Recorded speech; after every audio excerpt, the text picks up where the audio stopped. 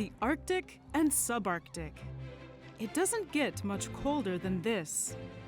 To say it's a challenge to live this far north is a massive understatement. Few animals have what it takes to survive here. The region's ecosystems are defined by their snow, ice, and tundras. The earth here is frozen, and food is scarce, especially during the frigid winters. For most mammals, living in such extreme conditions is simply impossible. But those that do live here live dangerously.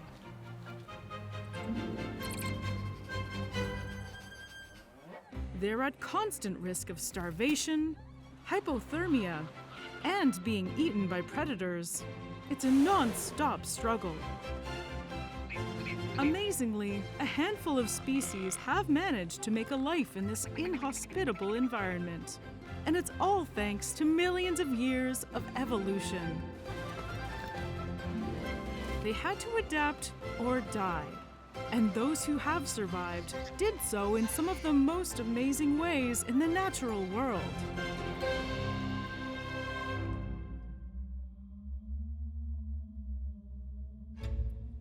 I'm Danielle Dufault, a wildlife expert at Animal Logic and a scientific illustrator. Whoop, I got you. He's so heavy. I just got knocked over by a baby wombat. Growing up in northern Quebec, I've always been fascinated by the animals that are able to thrive in harsh winters. To understand the science behind how these animals cope with the cold, I'm traveling around the world to see them up close. So what is it that gives these special species a shot at survival? Take the Arctic fox. It has all the usual features of cold weather land mammals. Compact limbs, a thick fur coat, and very little exposed skin. But what really sets them apart is that internal chemistry. They have the biological equivalent of antifreeze blood. Today we're in Churchill, Manitoba, home of the polar bear, looking for its unlikely occasional companion, the Arctic fox. This frigid landscape on the west side of Canada's Hudson Bay has an average winter temperature of minus 25 degrees Celsius, with some days getting as cold as minus 45 degrees. It is no home for the weak. Without proper gear, a person could develop hypothermia in as little as 5 minutes.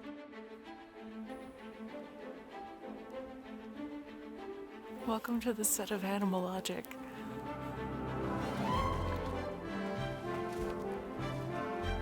Today we're blessed by the presence of this beautiful Arctic fox.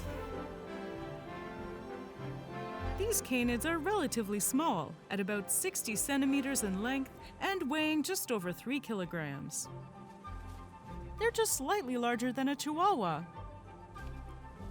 And yet, they can survive in the expanse of the Arctic. So how do they survive in one of the coldest and most unforgiving climates on Earth? Well, through a multi-pronged survival strategy.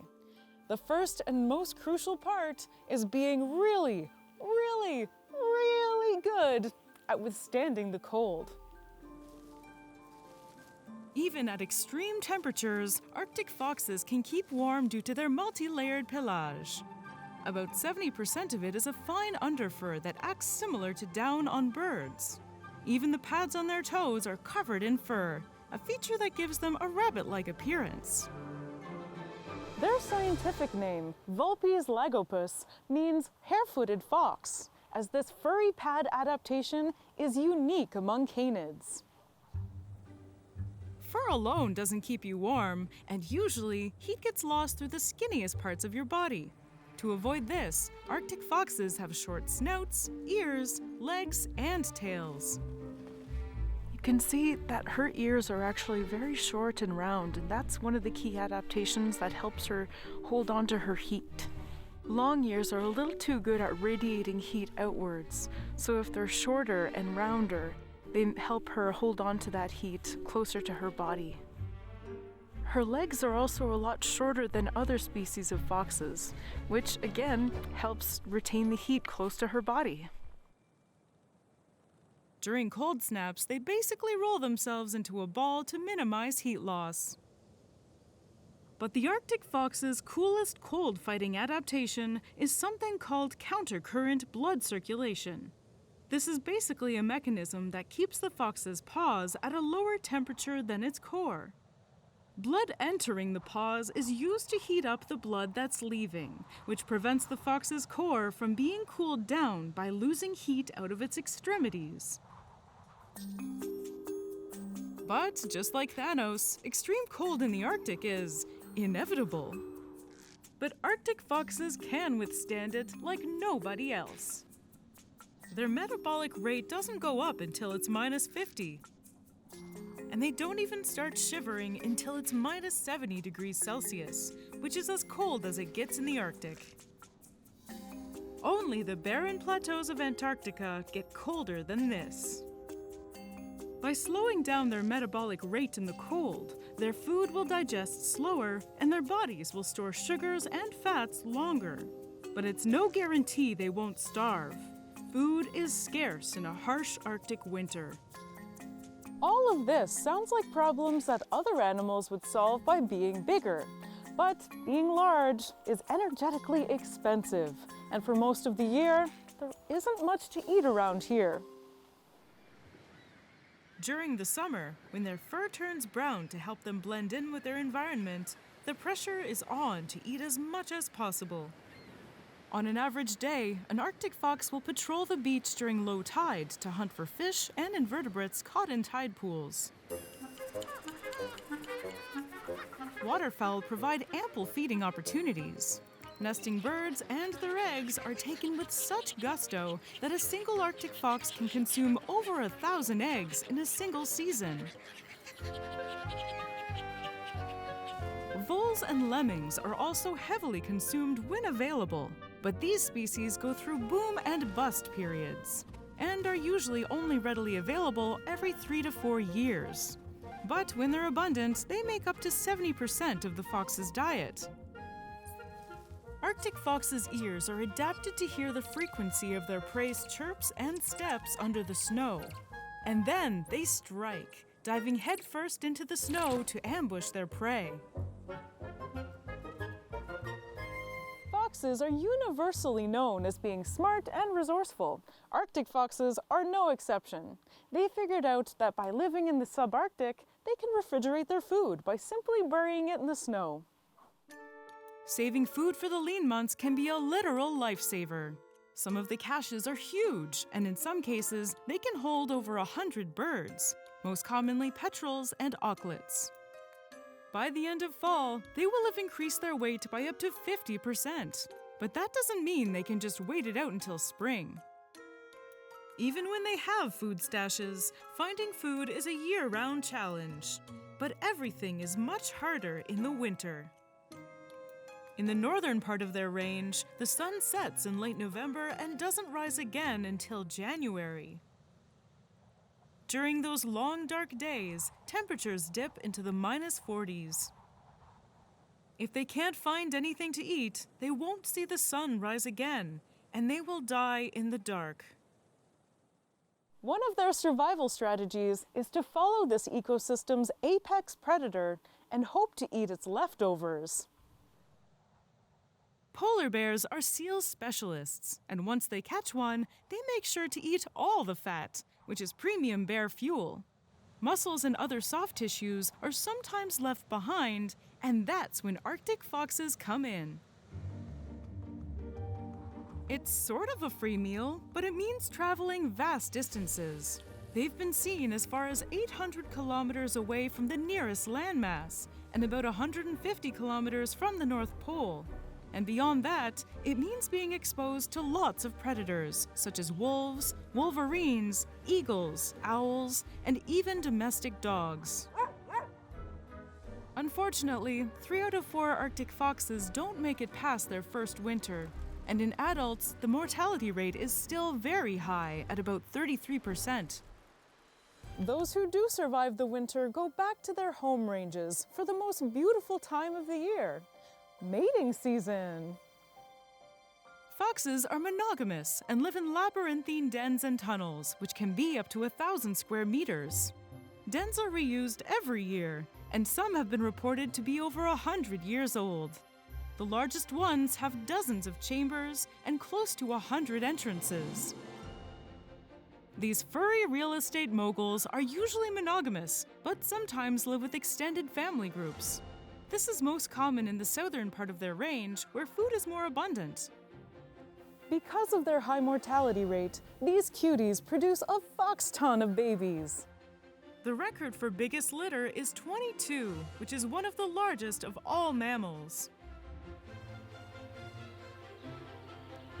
Parents feed them until summer, but after that, they're forced to go out and become independent.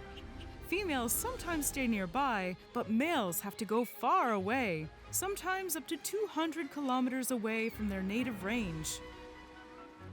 Males defend their territory aggressively and mark it with bodily fluids on conspicuous places, such as mounds of polar bear poo, an unorthodox but effective pedestal. Another of their unique features is their color-changing fur, which is chocolate in the summer and vanilla in the late fall.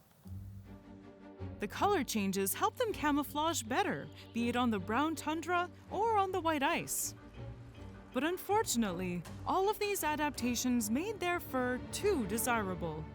As recently as the late 70s, over 40,000 Arctic foxes were being taken every year. This, combined with climate change and diseases such as rabies, have led to dwindling numbers. As the permafrost melts, red foxes, which are twice as big as their northern cousins, are also moving northward and taking over the Arctic fox's domain.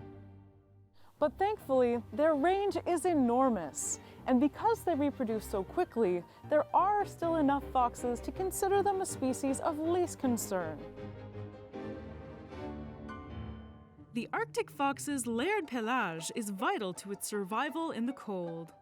But what about animals who weren't blessed with a luxurious fur coat? How can they keep warm and fashionable? In a stunning case of convergent evolution, these birds have evolved most of the adaptations that keep mammals safe, and with some stylish boots to match. Driving around the frigid tundra, you're bound to find cold weather specialists. Arctic hares with their thick coat and almost perfectly spherical shape.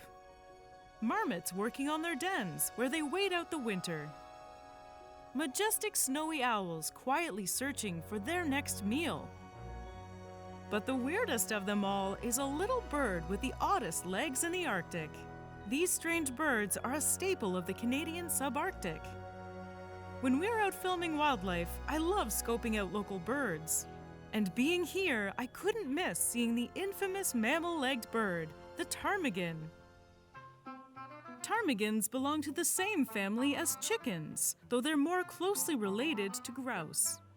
There are only 3 types of ptarmigans: the white-tailed ptarmigan, found only in the western part of North America, and the widespread willow and rock ptarmigan, which live in the northern parts of Eurasia and North America. But we're in the home of the transformers of the bird world, the willow and rock ptarmigans. This area, with freezing cold temperatures that reach -40 degrees Celsius, snow that can be several feet deep, enough to cover them several times over, and thriving with Arctic foxes, is a dangerous place to live.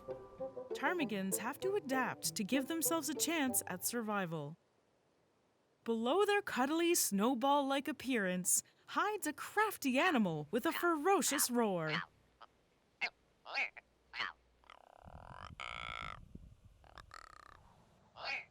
Yeah, maybe it's not as ferocious as we thought. Oh,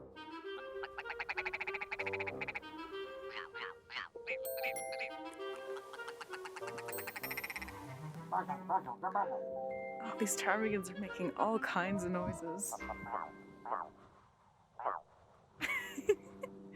Oh, there's one that sounds like Wario. Hilarious calls aside, these little guys prepare for winter in truly dramatic ways. The most obvious is their change of coloration. These ptarmigans behind me are just about done transitioning from their summer plumage, which is a rusty brown, to their stark white, beautiful feathers. And you can see some of them are still a little bit spotty. Their feather coloration, like the Arctic fox's fur, is an adaptation for camouflage. In the summer, their color helps them blend in with the dirt and the vegetation of their northern habitat, while in the winter they turn the color of snow to hide from predators. Sometimes, temperatures drop enough to trigger their transformation before the snow falls.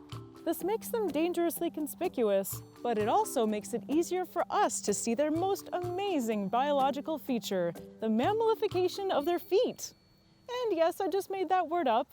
But you'll see what I mean. In the winter, their feet grow a thick layer of feathers that act as a fur coat. Their claws grow to increase the surface area of their feet and give them essentially furry winter boots.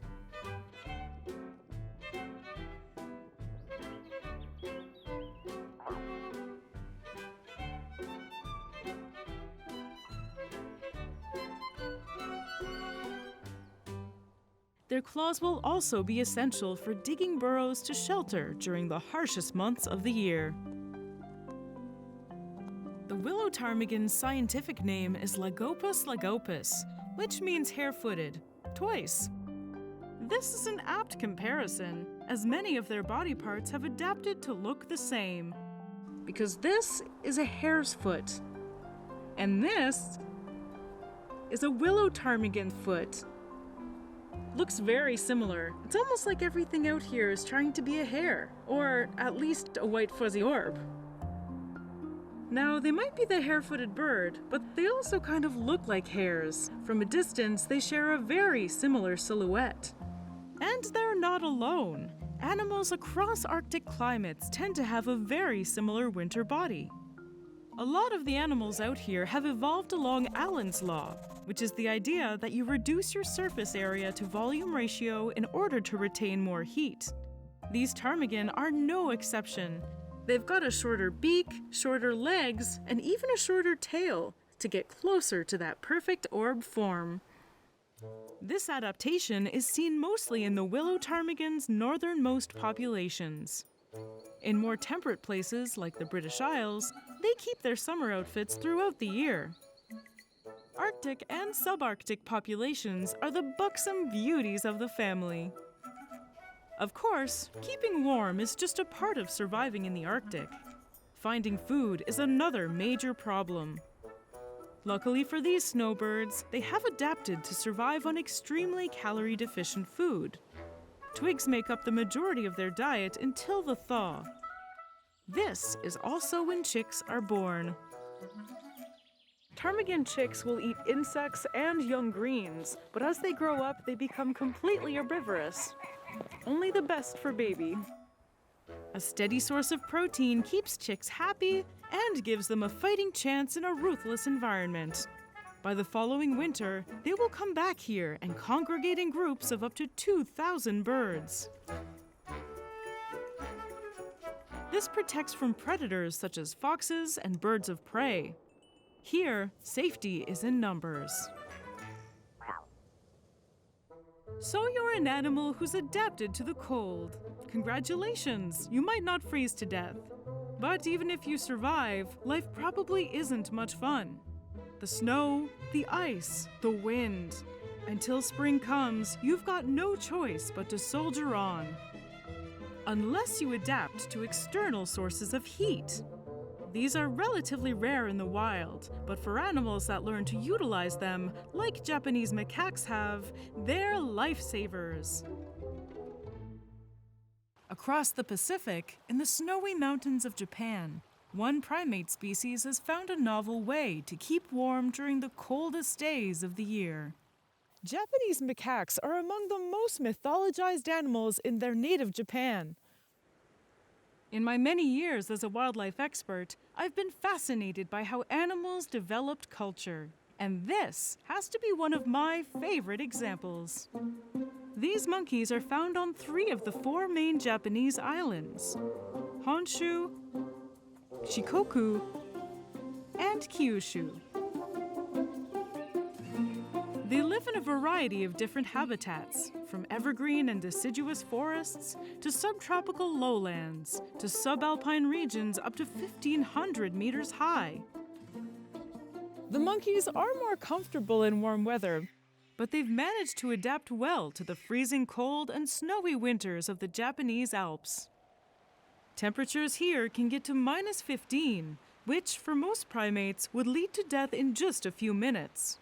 Most primate species don't survive at anything under 5 degrees Celsius.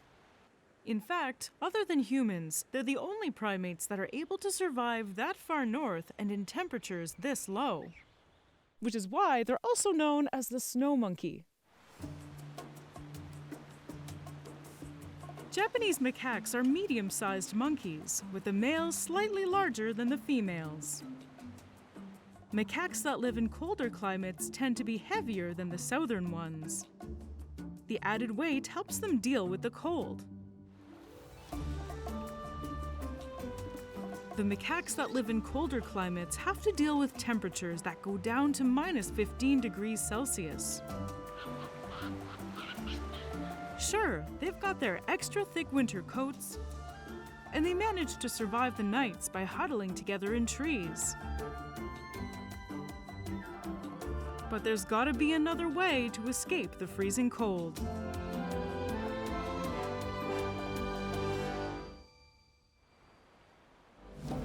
How about a dip in a hot spring? The story goes that in the 1960s, a young snow monkey living in the Nagano Mountains took an accidental bath in a local hostel's hot spring heated by a nearby volcano. The other monkeys gradually started doing the same thing, possibly inspired by watching the humans do it. Soon, the humans got a little annoyed that the macaques were interrupting their spa day. After all, sharing bathwater with monkeys isn't the most hygienic practice. So, the locals very kindly built the macaques their own private hot springs. Decades later, macaque troops bathe in their personal pools every single day.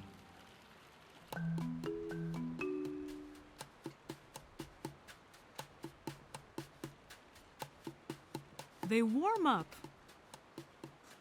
groom, socialize, bond, and relax.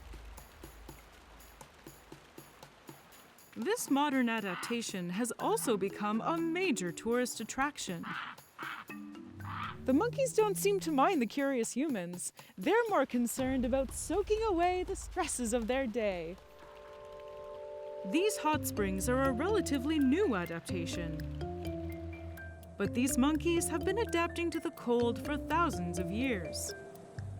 The most important of these adaptations are their long, lush, gray-brown coats, which grow extra thick in the winter for insulation. Their faces are naked and a pinkish red with long beards, giving them a human-like appearance. Their red rump matches their face. And they're more than just a shiny cushion. The size and color of the rump are thought to show important information of the monkey's reproductive and social status and of their health. The females spend a lot of time raising the young monkeys and grooming, which includes getting rid of tangles and combing out parasites. Babies learn to groom their moms at a young age. It's an important social skill that will help them fit in with the group and keep the troop healthy. Well-groomed monkeys have fewer parasites and are better insulated against the cold. Snow monkey troops are always on the move. They're semi-terrestrial, and in large swaths of their range, females spend most of their time in trees. Up here in northern Japan, climbing is less of a necessity and more of a fun way to get around.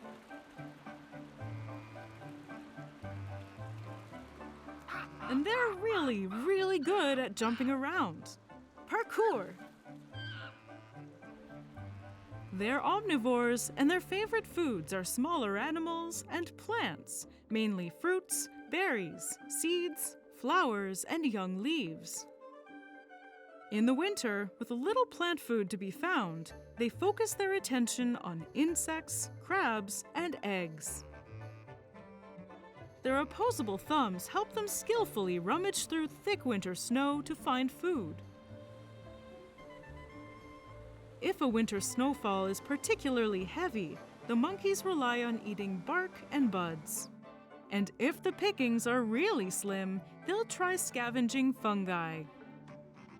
Macaques are equipped with large cheek pouches that can store food while they forage.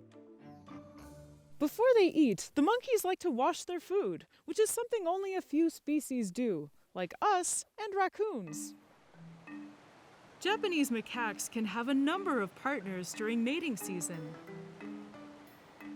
which lasts 4 or 5 months between September and April. Sometimes monkeys fight over who gets to mate with who. The winner of the fight usually comes down to which macaque can scream the loudest.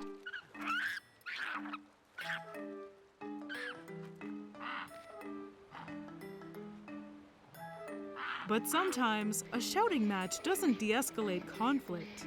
And when things get physical, their weapons of choice are their huge fangs. Wielded by the right monkey, they can be lethal weapons. This most commonly happens during the mating season, when competition is high and tempers flare.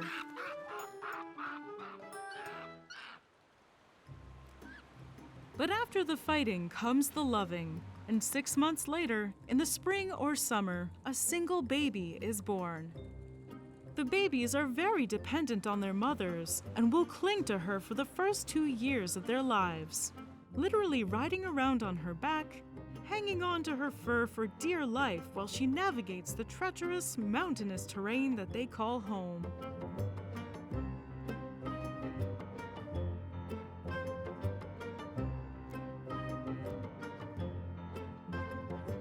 As they grow, the monkeys will learn to socialize and to deal with freezing temperatures by mingling in the hot springs and play fighting in the snow. They sound like a handful. No wonder the mom has to unwind at the spa. Once they're weaned, the male monkeys will leave their troops and spend the rest of their lives traveling between troops and hoping to one day become a dominant male.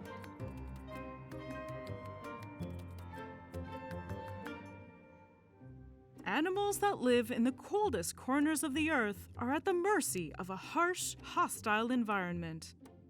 Many try to wait it out and hibernate. Others migrate to look for greener pastures. But then there's the wolverine, pure lust for life in animal form. These fearless and ferocious furballs grab winter by the snowballs. They have adapted to a life of high risk and high rewards, calorically speaking. They run around searching for prey or carrion at a time when most other animals are in dens, waiting for warmer days to return. The wolverine doesn't have time for that. It's an adaptation that keeps them alive in the dead of winter. There's a good reason they've been nicknamed the Devil Beast.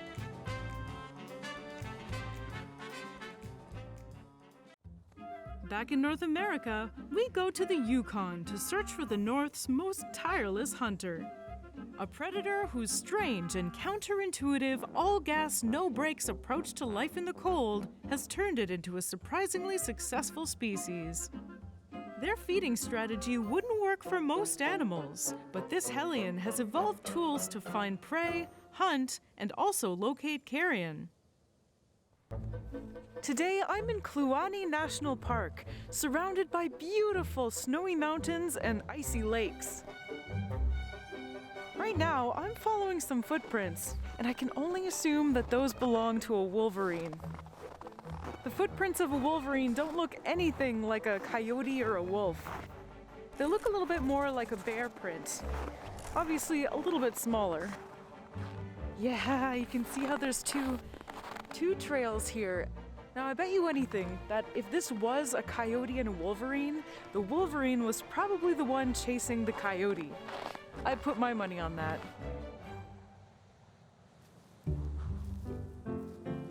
At first glance, you might mistake the wolverine for a small bear, but really they're more closely related to weasels. They belong to the Mustelidae family, alongside fellow cutthroat cuties like badgers, otters, pine martens, and ermines.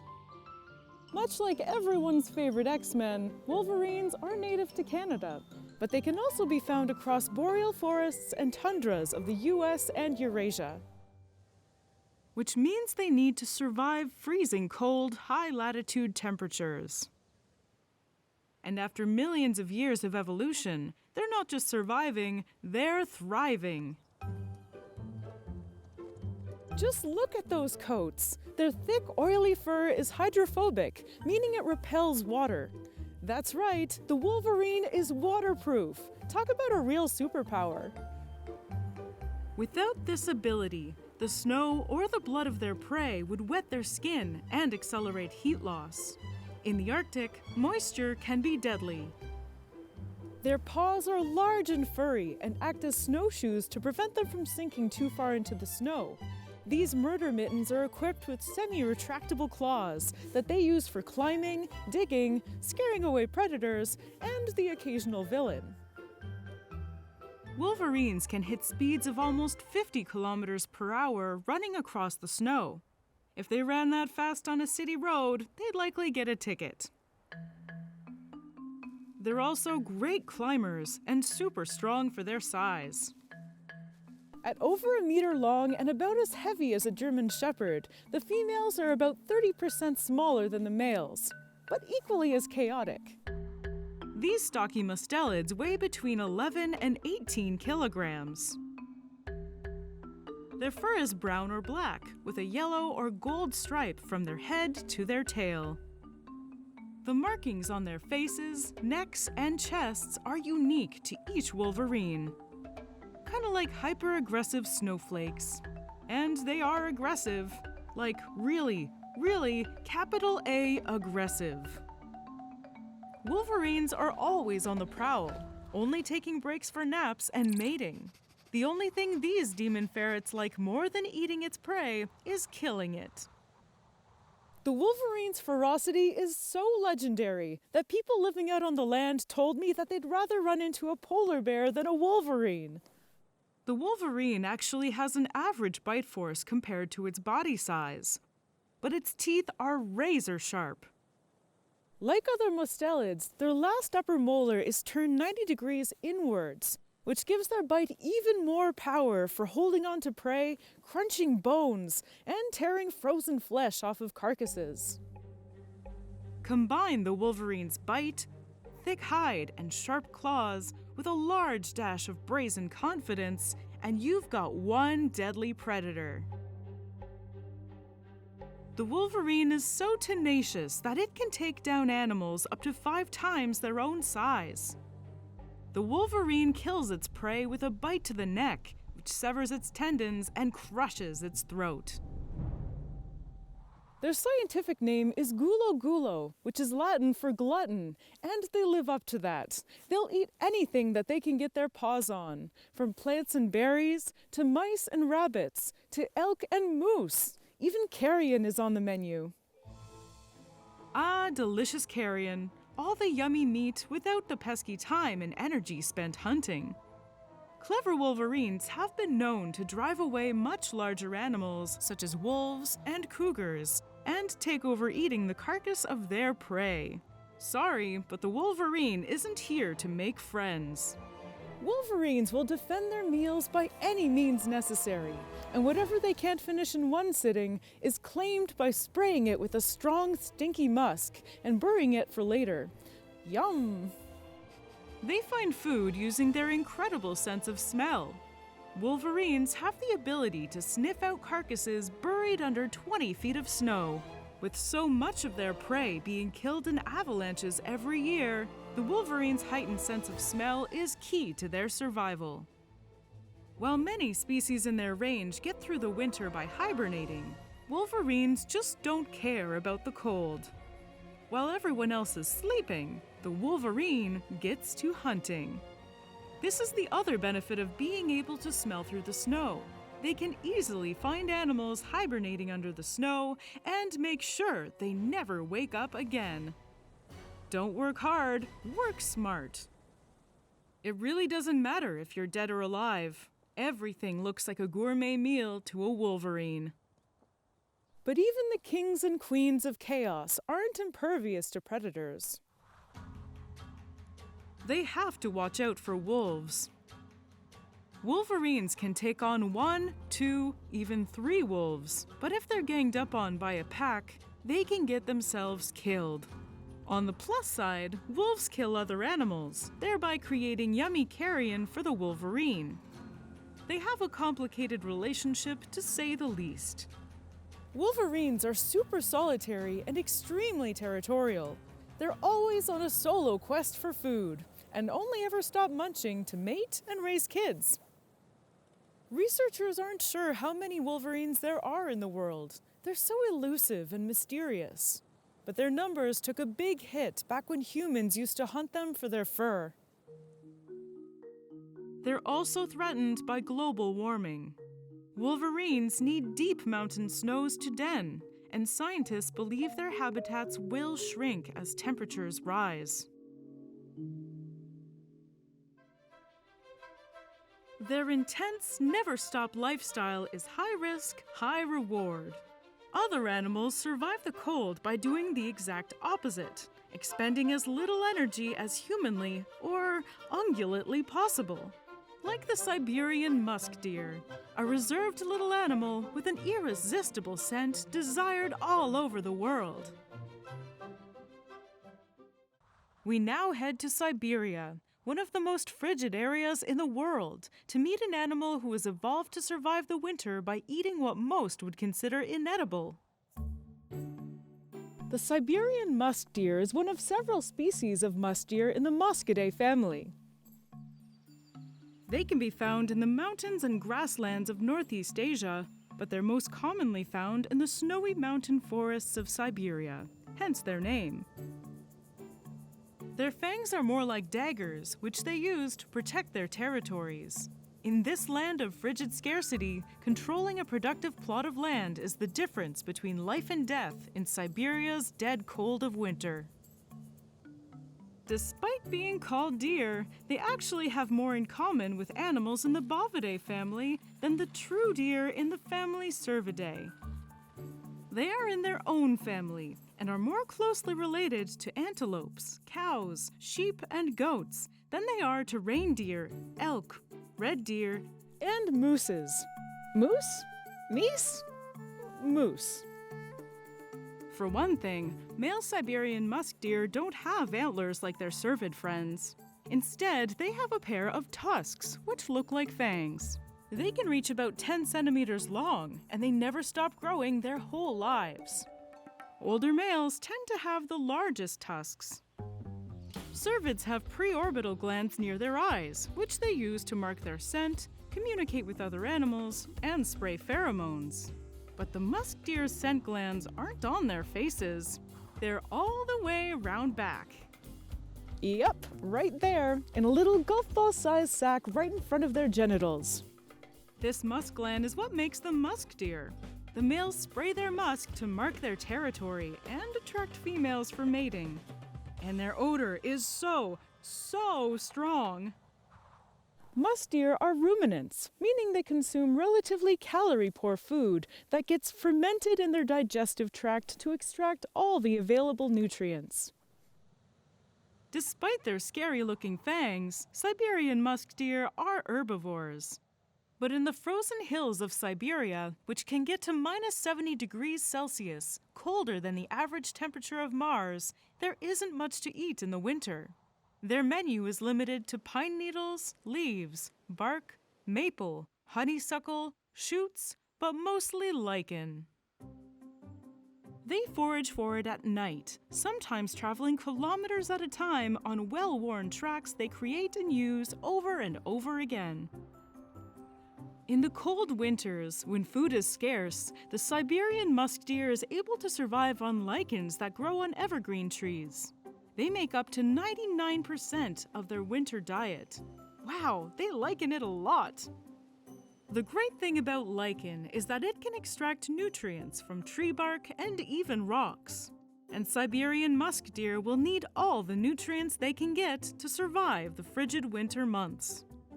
Musk deer find lichen by climbing bent tree trunks that can take them up to 4 meters into the air. But don't worry, they're not afraid of heights. They can be found on steep mountainous slopes just like their goat cousins.